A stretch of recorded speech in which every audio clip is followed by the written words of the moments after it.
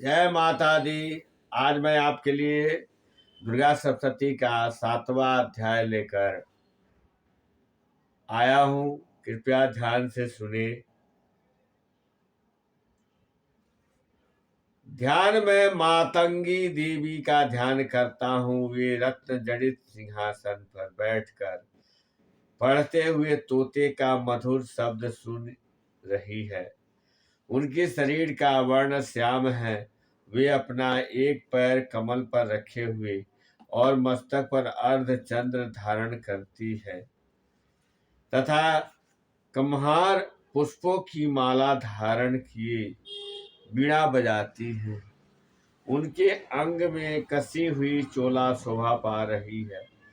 वे लाल रंग की साड़ी पहने हुए हाथ में शंख मात्र लिए हुए हैं। उनके मुख पर मधु का हल्का हल्का प्रभाव जान पड़ता है और ललाट में बिंदिया शोभा देती है। ऋषि ने कहा, इसके पश्चात श्रुम की आज्ञा पाकर वे चंड मूंड आदि दैत्य चतुरंगनी सेना के साथ अस्त्र शस्त्रों से सुसज्जित हो चल दिए। फिर गिरिराज हिमालय के स्वर्णमय ऊंचे शिखर पर पहुंचकर उन्होंने सिंह पर बैठी देवी को देखा। वे मंद मंद मुस्कुरा रही थी। उन्हें देखकर दैत्य लोग तीव्रता से पकड़ने की चेष्टा करने लगे। किसी ने धनुष तान लिया और किसी ने तलवार संभाल ली और कुछ लोगों देवी के पास आकर खड़े हो गए। तब अंबिका ने उन शत्रुओं को प्रति बड़ा क्रोध किया। उस समय क्रोध के कारण उनका मुख काला पड़ गया, ललाट में भौहें टेढ़ी हो गई और वहां से तुरंत विकराल मुखी काली प्रकट हुई जो तलवार और पास लिए हुए थी। वे विचित्र तलवार धारण किए और चीते के चर्म की साड़ी पहने नर मुंडों की माला से विभूषित थी। उनके शरीर का मांस सूख गया था, केवल हड्डियों का ढांचा था जिससे वे अत्यंत भयंकर जान पड़ती थी। उनका मुख बहुत विशाल था, जीभ लपलप करने के कारण वे और उनकी भी डरावनी प्रतीत होती थी। उनकी आंखें भीतर को धसी हुई और कुछ लाल थी।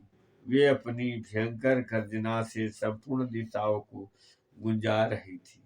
वे बड़े बड़े दैत्यों का वध करती हुई वे काली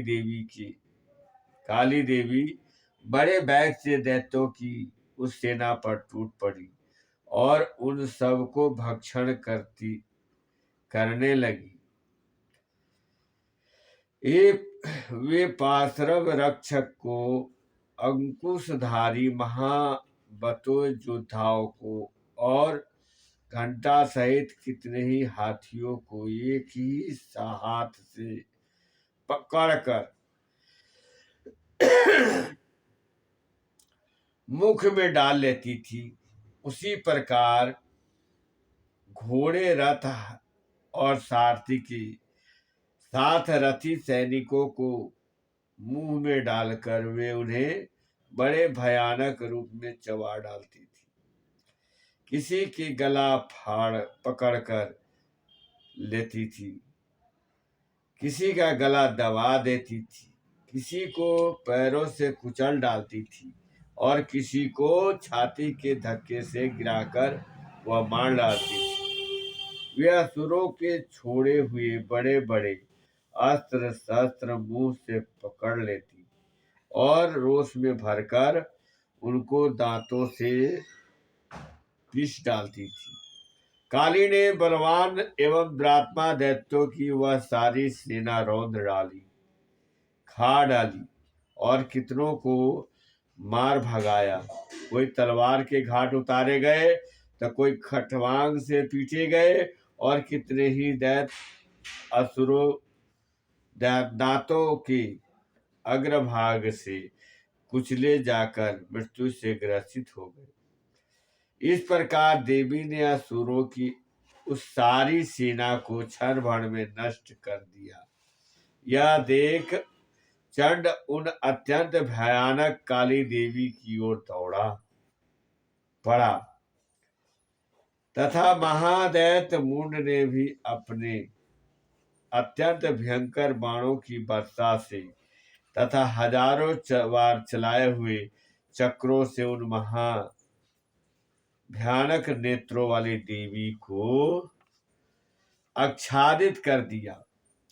वे अनेकों चक्र देवी के मुख में समाते हुए ऐसे जान पड़े मानो सूर्य के अनेक मंडल बादल के उदर में प्रवेश कर रहे हो। तब भयंकर गर्जना करने वाली काली ने अत्यंत आक्रोश में भरकर मिंकट अट्टहास किया। उस समय उनके विकराल बदन के भीतर कठिनता से तीखे जा सकने वाले दांतों की प्रभाव से अत्यंत उज्जवल दिखाई देती थी। देवी ने बहुत बड़ी तलवार से हाथ में ले हंग का उच्चारण करके चंड पर धावा किया और उसके केश पकड़कर अपनी तलवार से उसका मस्तक धड़ से अलग कर दिया। चंड को मारा गया देखकर मुंड भी देवी की ओर दौड़ा। तब देवी ने रोष में भरकर उसे भी तलवार से आघात करके उसे भी धराशायी कर दिया। महापराक्रमी चंड और मुंड को मारा गया देख मरने से बची हुई बाकी सेना भय से व्याकुल हो चारों ओर रणभूमि से भाग गई। तदंतर काली ने कटे हुए चंड और मुंड के मस्तक हाथ में ले चंडिका के पास जाकर प्रचंड अट्टहास करते हुए कहा, मैंने चंड और मुंड नामक इन दोनों महापशुओं को तुम्हें भेंट किया। अब युद्ध जग में तुम शुंभ और निशुंभ का स्वयं ही संहार करना। ऋषि ने कहा, वहां लिए हुए उन चंड मुंड के मस्तकों को देखकर कल्याणमय चंडी ने काली से मधुर वाणी में कहा, देवी तुम चंड और मुंड को लेकर मेरे पास आई हो, इसलिए संसार में चामुंडा के नाम से ख्याति होगी। जय माता दी। 7वां अध्याय संपूर्ण हुआ।